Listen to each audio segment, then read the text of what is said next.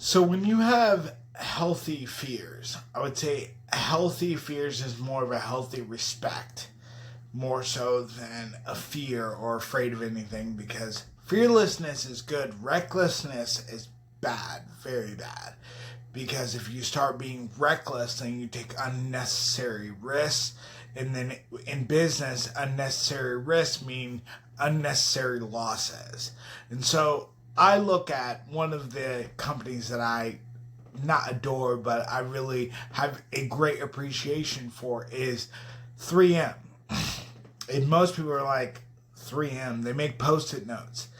They actually do a whole lot more than that. But for the most part, they're famous for making office supplies and little tiny things, However, they're a Fortune 500 company. And they've been around for over 100 years. They've been around for over a century. So the idea is they knew their role and they didn't jump out of it. And they're a Fortune 500 company that's been in business for over a century.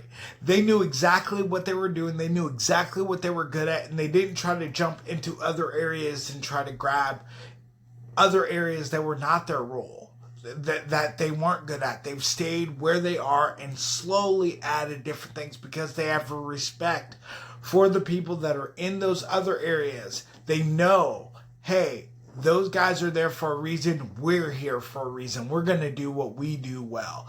So GE had this problem a few years ago, I think maybe 5 or so years ago, where they looked at their finance department and they said, hey, finance is eating up a lot of our capital and cash flow. We're going to focus on the things that we're good at, and we're going to cut that in half because it was killing their growth. And what seemed to be an exciting aspect of new things, it was a more difficult aspect than they had thought because of the competition.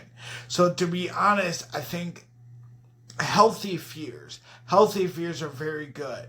It's a very good way to save capital and to save unnecessary danger for later on in the future, especially for your brand, especially for your business. Do what you're good at a million times before you even think about hopping into what somebody else is good at.